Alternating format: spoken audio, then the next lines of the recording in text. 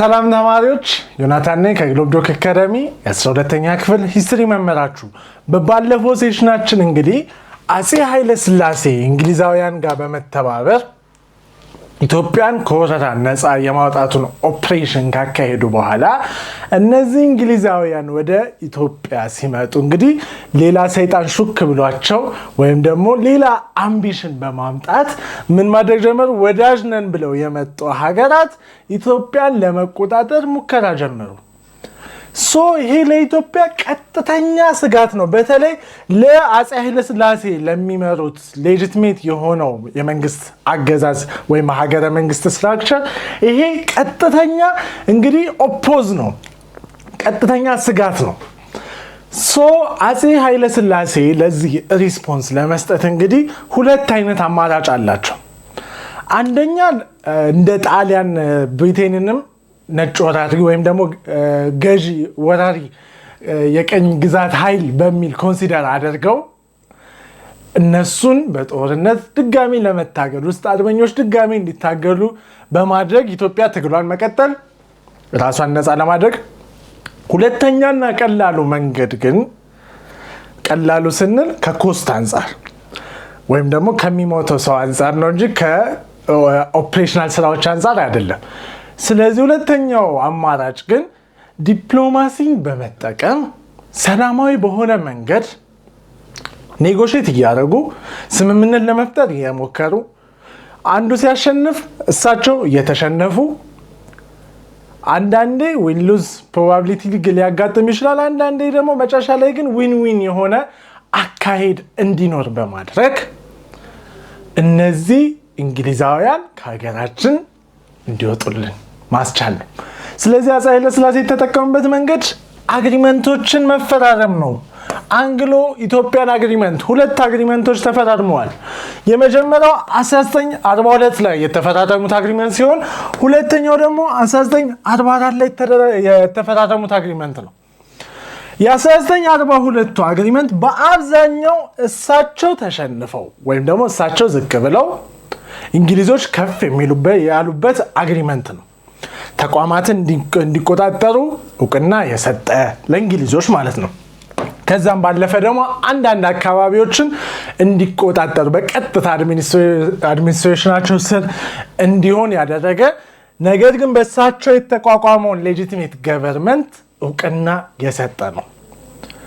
በአብዛኛው ሶቨሬን ስትራክቸሩ በዛው ተጠብቆ እንዲቀጥል በማድረግ ነገር ግን ኢንሪል አቅም ላይ ሪል ፓወር ግን ለማን በመስጠት? ለእንግሊዞች በመስጠት። ስለዚህ በዚህኛው አክሽን ውስጥ እሳቸው በሆነ ያክል መጠን ሌጂቲሜሲያቸውን አስጠብቀውበታል። ነገር ግን በአብዛኛው ለእንግሊዞች ያጋደለ ስምምነት ነው 1942 ላይ የተደረገው። 1944 ላይ ግን ሙሉ በሙሉ ኢትዮጵያ ነፃ እንድትወጣ ያደረገ አግሪመንት ነው። የ1942 አግሪመንት ባይኖርና እንግሊዞችን ማኒፕሌት ማድረግ ባይቻል ኖሮ እና ሙሉ በሙሉ ዲቴል ነገሮች ሙሉ በሙሉ ነፃ የመውጣት አርቲክሎችን በ1942 ላይ ብናደርግ ኖሮ እንግዲህ እንግሊዞችም ተቃውሞ ያነሳሉ። እንግሊዞች ወደ ቀጥታ ወደ አክሽን ወደ ሚሊታሪ አክሽን ሊገቡ ይችሉ ነበር። እኛም ደግሞ በእነሱ ቁጥጥር ስር ልንቀጥል እንችል ነበር። ስለዚህ እዚህኛው 1942 ላይ ነው ያዘናጋናቸው እንግሊዞችን ቀስ አድርገን አዘናግተን በ1944 ላይ ሙሉ በሙሉ እንዲወጡ ማድረግ ችለናል። ስለዚህ this is ታክቲክ ማለት ነው።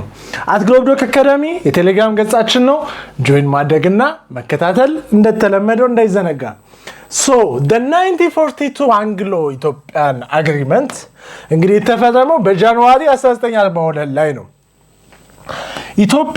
በኢትዮጵያ በኩል የፈረመው እንግዲህ ሌጂቲሜት የሆነው ገቨርንመንት በአፄ ኃይለ ሥላሴ ስር የተቋቋመው ገቨርንመንት ሲሆን በብሪቴን ስር ግን በቀጥታ የኢትዮጵያን ሱፐርቫይዝ እንዲያደርግ የተመደበው አካል ጋር ነው የተፈራረሙት። በሁለቱ መካከል ፊርማ ተካሄደ። ኮንፈርምድ ኢትዮጵያ ሶቨሬን ስታተስ። አሁን ትልቁ አቺቭመንት የ1942 ጃንዋሪ ላይ የተፈራረምነው አግሪመንት ትልቁ የጠቀመን አክሽን ምንድነው? ኢትዮጵያ ስቲል ነፃነቷን እንድትጠብቅ አረግን። የኢትዮጵያን ሶቨሬን ስታተስ የኢትዮጵያን ሉዓላዊነት ስቲል እውቅና እንዲኖረው አደረግን። እዚች ላይ ብንሰት ኖሮና የኢትዮጵያን ሶቨሬኒቲ ባናስቀድም ኖሮና በዲቴል ጉዳዮች ላይ ዲስከስ ብናደርግ በገቨርንመንት ስትራክቸር ጉዳዮች ላይ ዲስከስ ብናደርግ ኖሮ ወደ ቀጥታ ደም አፋሳሽ ጦርነት እንገባለን እንጂ ምንም ሳንጠቀም ሶቨሬኒቲያችንን ሳናስጠብቅ የገቨርንመንት ጥንካሬ ወይም የገቨርንመንት አፕሩቫሉንም ሳናስቀጥል ተሸንፈን ባዶ እጃችንን እንቀር ነበር። ስለዚህ የመጀመሪያው አድሬስ ያደረግነው የኢትዮጵያን ሶቨሬን ስታተስ በመሆኑ ምክንያት ያ ደግሞ ለእንግሊዞች ያን ያክል በሰዓቱ ያን ያክል የሚጠቅማቸው አይደለም። እነሱ የፈለጉት ቀጥታ በታች ጉዳዮች ላይ በመሬት ላይ ባሉ ጉዳዮች ላይ መፈትፈት ስለሆነ እኛ እንግዲህ ይሄን ማስቀደማችን ትልቅ ዲፕሎማቲክ አክሽን ነው። ትልቅ ሪሊዝምን የተረዳ የዓለምን ሁናቴ እና ሪያሊቲን የተረዳና ያመዛዘነ የአቅም አናሊሲስ አቅማችን ምን ያክል እንደሆነ በአክሽን ብንወስድ ወይም በጦርነት ብንሄድ ያን ያክል እንደማያስኬደን ስለተረዱ ነው እሳቸው ፎር ዘ ፈርስት ታይም ምን ያደረጉት የኢትዮጵያ ሶቨሬን ስታተስ ማስቀደም በስሞስት አርቲክልስ ስትረስድ ዲፔንደንሲ። አሁን እንግዲህ ትልቁን ቢግ ፒክቸሩን ከተስማማን በኋላ ኢትዮጵያ ሉዓላዊ መሆኗን ከተስማማን በኋላ እንግዲህ አብዛኞቹ ከታች መዋቅር ስር ያሉ እንዲሁም ሪል ፓወር ያላቸው ሪል የተቋማት ቁጥጥር ላይ ግን አብዛኛው አርቲክሎች ለማን ነው ፖዚሽን የሚሰጡት? ለእንግሊዛውያን ነበር። በየትኛው አግሪመንት? በ1942 አግሪመንት። አብዛኛው አርቲክሎች ለእንግሊዞች ያደሉ አርቲክል ነበረ፣ ያደላ አግሪመንት ነው። ነገር ግን ኢትዮጵያ ትልቁን ሉዓላዊነቷን እውቅና አሰጥታለች በዚህ አግሪመንት። ዘ ብሪቲሽ ሚኒስተር ሄልድ ፕሪማሲ ኦቨር ኦል ዲፕሎማሲ ኢን ኢትዮጵያ። አሁን የኢትዮጵያን ጉዳይ ለሌላው ሀገር በሚያሳውቁ እንዲሁም ለኢትዮጵያ በሚቆሙ አምባሳደሮች ላይ ዲፕሎማቶች ላይ የኢትዮጵያውያን ዲፕሎማቶች ላይ ሙሉ በሙሉ ቀጥተኛ ቁጥጥርና ቀጥተኛ ትዕዛዝ በማን ይሰጣል? በብሪቲሽ ሚኒስቴሮች፣ በብሪቲሽ የሴክሬታሪ ኦፍ ስቴት ወይም ደግሞ በብሪቲሽ የፎሬን ሴክሬታሪ በሱና ከሱ በታች ባሉ መዋቅሮች ቁጥጥር ስር ሆኑ ማለት ነው። ስለዚህ ሌላ አይነት ሙከራዎች እንዳታደርግ ኢትዮጵያ አፈኗት። የኢትዮጵያ መንግስት በአምባሳደሮቹ በመጠቀም በሌሎች ሀገራት እንግሊዛውያን ላይ ተጽዕኖ እንዳይደረግ ዲፕሎማሲውንም እነሱ ተቆጣጠሩ። ኦኬ ብሪቲሽ ሚሊታሪ ሚሽን ትሬንድ ኤንድ ኦርጋናይዝ ዘ ኒው ኢትዮጵያን አርሚ። አሁን እንግዲህ አፄ ኃይለ ሥላሴ ይሄንን ቀኝ አገዛዝ ሲስተማቲክ ቀኝ አገዛዝ ለራሳቸው አድቫንቴጅ ተጠቀሙበት። አሁን ለኢትዮጵያውን ነገር ማትሰፍ አለባት ከዚህ ሂደት ውስጥ ምን ማድረግ ጀመሩ? እነዚህ የብሪቲሽ ሚሊታሪ ሚሽኖች ወይም የሚሊታሪ ጀነራሎች እንዲሁም የሚሊታሪ አወቃቀሮች ኢትዮጵያ ውስጥ መጥተው የኢትዮጵያን አርሚ ትራዲሽናል በሆነ መንገድ ሲሄድ የነበረውን አርሚ ጣሊያንን ዲፌንድ ማድረግ ያቃተውን አርሚ አቅም ማነስ ያለበት ሃይራርኪ ችግር ያለበት ቴክኖሎጂን የመረዳት አቅም ችግር ያለበትን አርሚ እንዲያሰለጥኑ አደረጉ በዚህ ሂደት ውስጥ። ይሄ እንግዲህ ሎንግ ተርም ጌም ነው ማለት ነው። አሁን ይሄ በዚህ ሂደት ውስጥ ኢትዮጵያ በዘላቂነት ትጠቀማለች። ኦፍ ኮርስ ለጊዜው የብሪቴን አገዛዝ ነው፣ ብሪቲሾች ናቸው ሙሉ በሙሉ ዲሲዥን የሚወስዱት። የብሪቲሽ ጊዜ ነው ወይም የብሪቲሽ አቅም ያለበት ሰዓት ነው። ነገር ግን ኢትዮጵያ እነዚህ ሚሊታሪዎች በእንግሊዛውያን በማሰልጠን ኢትዮጵያ ምን ማድረግ ጀመረች? እውቀትን መውሰድና ከዛ ባለፈ ደግሞ ሰው ተኮር የሁማን ሪሶርሷን ማብቃት ጀመረች ማለት ነው። ስለዚህ እኛ በእነዚህ መንገድ ተጠቀም። ብሪቲሽ ኮንትሮል አንደር ዘ 1942 አግሪመንት አሁን ምን ይመስል ነበር? 1942 ላይ ተፈረመው ስምምነት ብሪቲሽ ሲቲዝንስ ሄልድ ኪ ፖስት ሲቪል ኤንድ ሚሊታሪ አድቫይዘርስ ሌድ ኤንድ ትሬንድ ዘ ኢትዮጵያን ፖሊስ ፎርስ። እንግዲህ የኢትዮጵያን ሎ ኢንፎርስመንት ኤጀንሲዎች፣ የፖሊስ ኃይል፣ የሚሊታሪ ኃይል፣ የፋይናንስ ተቋማትን በቀጥታ ሲያሰለጥኑ ነበር፣ በቀጥታ ሲያደራጁ ነበር፣ በቀጥታ የአቅም ግንባታ ሂደት ላይ ሲሰሩ ነበር እነዚህ እንግሊዛውያን። ስለዚህ የአድቫይዘሪም ስራ ነበራቸው። ከዛም ባለፈ ደግሞ አክሽንም ወስደው ኢኒሺዬቲቭም ወስደው ሲያሰለጥኑና ቀጥታ ሱፐርቫይዝ ሲያደርጉ ነበር። ብሪቴን ኮንትሮል ዘ ፋይናንሻል ሲስተም፣ በአጠቃላይ የፋይናንሻል ሲስተምን እንግዲህ ኢትዮጵያ የምታደርገውን ትራንዛክሽን፣ የኢትዮጵያን ብሔራዊ ባንክ እንዲሁም የኢትዮጵያን ማንኛውም ፋይናንስ ጋር የተገናኙ ተቋማት በቀጥታ ማን ማስተዳደር ጀመረች?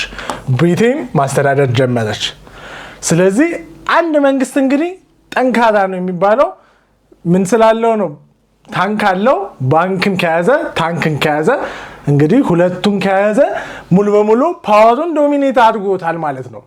የኢትዮጵያን ባንክና ታንክ እንግዲህ በማን ቁጥጥር ስር ሆነ? በብሪቲሽ። ስለዚህ ባንኩን ታንኩን ተቆጣጠሩ፣ ሙሉ በሙሉ ኢትዮጵያ ላይ አቅማቸውን አሳደሩ ማለት ነው። ሌላው እንግዲህ በዚህ 1942 አግሪመንት ላይ የተነሳው ሐሳብ all water related acts need British approval። አሁን እንግዲህ አፄ ኃይለ ሥላሴ ሚና አላቸው። አፄ ኃይለ ሥላሴ ዝም ብለው የበይ ተመልካች አይደሉም፣ ወይም በሳቸው የሚመራው ገቨርንመንት የበይ ተመልካች አይደለም። ነገር ግን በአብዛኛው ጉዳዮች ላይ የብሪቲሽ ሱፐርቪዥን እና የብሪቲሽ ኮንትሮል ላያቸው ላይ ተጋረጠባቸው። ያም እንዳይሰሩ አሰራቸው፣ እንዳይንቀሳቀሱ አደረጋቸው፣ አቅማቸውን ፓራላይዝ አደረገው ነው እንጂ አፄ ኃይለ ሥላሴ በአንዳንድ ጉዳዮች ላይ አክሽን ይወስዳሉ። ምክንያቱም ሌጂስሌቲቭ የሆነ ገቨርንመንት ነው ያለው። ሶቬሬኒቲያቸውን ደግሞ እውቅና ተሰጥቶታል።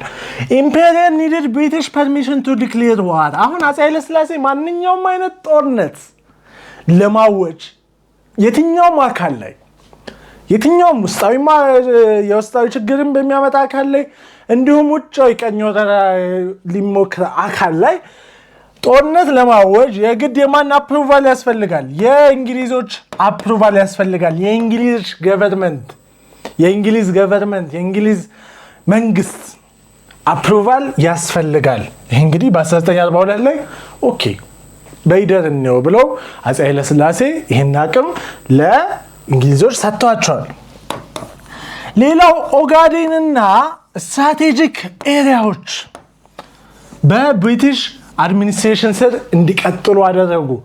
ይህም ለምሳሌ የፍሬንች ሶማሌላንድ ቦርደር አንደኛ፣ ሁለተኛ ከአዲስ አበባ ጅቡቲ የሚያስኬደው ሬልዌይ ወይም ደግሞ ከአዲስ አበባ እስከ ጅቡቲ ያለው የባቡር መስመር እንዲሁም ሀውድ፣ እነዚህን አካባቢዎች እንግዲህ በማን በቀጥታ የእንግሊዛውያን አስተዳደር ስር እንዲቀጥሉ አደረጉ። በቀጥታ እነዚህ በእንግሊዝ ቁጥጥር ስር በእንግሊዝ አድሚኒስትሬትድ ቴሪቶሪ ስር እንዲቀጥሉ አደረጉ። ስለዚህ እነዚህን አካባቢዎች አሁን እንደምታዩት ኦጋዴን አካባቢ፣ ድሬዳዋ አካባቢ፣ እነዚህን አካባቢዎች በቀጥታ በእንግሊዛውያን ኢንፍሉዌንስ ስር እንዲወርዱ አደረጉ። ይሄን ያሰቡበት ዋና ዓላማ ምንድን ነው? አንደኛ እንግሊዛውያንም የያዙት አካባቢ አለ በምስራቅ አፍሪካ ላይ በቀኝ አገዛዝ የያዙት አካባቢ፣ ከነዛ አካባቢዎች ጋር እነዚህን አካባቢዎች ኮኦርዲኔት በማድረግ እንግዲህ ጥንካሬያቸውን በጂኦፖለቲክሱ ላይ ለማሳደር በማሰብ ነው። እነዚህን ስትራቴጂክ ቦታዎች ግን በቀጥታ በነሱ አድሚኒስትሬሽን ስር እያንዳንዱ አክሽን እያንዳንዱ መዋቅራዊ ስራ በእነሱ አድሚኒስትሬሽን ስር፣ ሌላው አካባቢ ግን በሱፐርቪዥናቸው ስር ነው እንጂ በቀጥታ የሚሰሩ አክሽኖች የሩቲን ስራዎች ላይ የኢትዮጵያ ገቨርንመንት የኢትዮጵያ ሌጂስሌቲቭ ገቨርንመንት እንዲያከናውናቸው ለማድረግ ሞከሩ። ኢምፓክትስ ኦፍ 1942 አግሪመንት እንግዲህ እንደምታዩት አፄ ኃይለሥላሴን ፓራላይዝ አደረጓቸው። አፄ ኃይለሥላሴ አክሽን እንዳይወስዱ በተለያየ መረብ እንግዲህ አሰሯቸው። በኢኮኖሚክ ኮንትሮል፣ በፖለቲካል ኦቶሪቲ፣ በብሪቲሽ አፕሩቫል ማንዴቶች፣ በተለያዩ ጉዳዮች የብሪቲሽ አፕሩቫል እንዲያስፈልግ አድርገው አፄ ኃይለሥላሴ ስልጣን አላቸው፣ ግን ስቲል የላቸውም። አሁን እንደዚህ አይነት ሲቹዌሽን ነው የተፈጠረው። እሳቸው ስቲል የሀገሪቱ አገዛዝና የሀገሪቱ ከፍተኛ ዲሲዥን ሜከር ከፍተኛ ፓወር ያላቸው አካል ናቸው። ነገር ግን በቀጥታ እነዚህን አካላት ሳያማክሩ መወሰን አይችሉም። ስለዚህ አፄ ኃይለ ሥላሴ ላይ እንደዚህ አይነት ፖለቲካል ጌም ለመጫወት ሞከሩ ማለት ነው። ኢትዮጵያ was under strong British economic and political control. The emperor could not exercise real power. አሁን ሪል ፓወር እውነተኛ አቅማቸው እውነተኛ አክሽናቸውን ስቲል መውሰድ አልቻሉም። ሶ ሪል ፓወር በማን ስለሆነ በእንግሊዛውያን ስለሆነ ነገር ግን ቪዚብል የሆነ ፓወር ላይ ያለው ሽፋኑ ግን በእሳቸው ቁጥጥር ስር እንዲሆን አደረገ። 1942 አግሪመንት በ1944 ላይ የተደረገው አግሪመንት ግን signed in December 1944 to restore some of Ethiopian sovereign rights. አሁን 1944 ላይ ሪሌቲቭሊ ከ1942 የተሻለና ለኢትዮጵያ ያደላ ስምምነት ሆነ። British diplomatic precedence over others was lifted. Britain lost the right to appoint advisors and officials in Ethiopia. አሁን በቀጥታ እንትናንሹም እንትና አይሾም ኦፊሻል አፖይንትመንት ማድረግ በብሪቲሾች ስር ቆመ ማለት ነው። Parts of the Ethio-Djibouti railway returned to Ethiopian control. አሁን ይቺን ሬልዌይ ፈልገዋት ነበር በዋናነት ስትራቴጂክ ቦታ ስለሆነች አብዛኞቹ የቃ የሎጂስቲክ ስራዎች ስለሚከናወኑበትና የቃ ዝውውር ስላለበት ይሄን አካባቢ ፈልገው ነበር። አሁን ወደ ኢትዮጵያ ኮንትሮል መደረግ ቻለ ማለት ነው። ስለዚህ ዲፕሎማቲካሊ ቀስ እያባበል እንግሊዞችን ቀስ እያደረግን ለማስወጣት መሞከር ቀጠልን ማለት ነው። አሁን መጨረሻ ላይ እንግዲህ ሪስቶር ተደረገ። በ1944 ላይ የኢትዮጵያን አርሚ በአብዛኛው በብሪቲሽ ዶሚናንስ ስርና በብሪቲሽ ቁጥጥር ስር የነበረው የኢትዮጵያ አርሚ በራስ አበበ አረጋይ በተባሉ ግለሰብ የሚመራው የኢትዮጵያ ሚኒስትሪ ኦፍ ዋር እንዲመራውና እንዲያስተዳድረው ኮማንድ እንዲያደርገው እንዲሁም የሩቲን ስራዎችን እንዲሰራ መልሶ ሪስቶር ተደረገ። ስለዚህ ታንካችንን ተቀበል። አሁን ፋይናንሻል ሲስተም ላይና አንዳንድ የተሰገሰጉባቸው ቦታዎች ላይ ነበሩ። እሱን ደግሞ ቀስ እያሉ አፄ ኃይለ ሥላሴ ምን አደረጉ? እያስወጣቸው መጡ። ስለዚህ የብሪቴንን እንግዲህ የከፋ እቅድና ሎንግ ተርም የሆነ ስትራቴጂክ ጌምና ታክቲክ አፄ ኃይለ ሥላሴ በወሰዱት የፖለቲካል ማኒፑሌሽን ሂደትና ፖለቲካሊ ቀስ አድርገው እያባበሉ እንዲወጡ አደረጓቸው እንጂ እኛ ደግሞ ሌላ ደግሞ ጠላት አጋጥሞን ነበር። እንግሊዛውያንም መልሰው ሊወሩን ነበር ከጣሊያን ወረራ ሳናገግም ማለት ነው። ሶ በዛሬ የነበረን ሴሽን ይህን ይመስል ነበር። በቀጣይ በሌላ ሴሽን እስከምንገናኝ ድረስ በርቱልኝ። አመሰግናለሁ።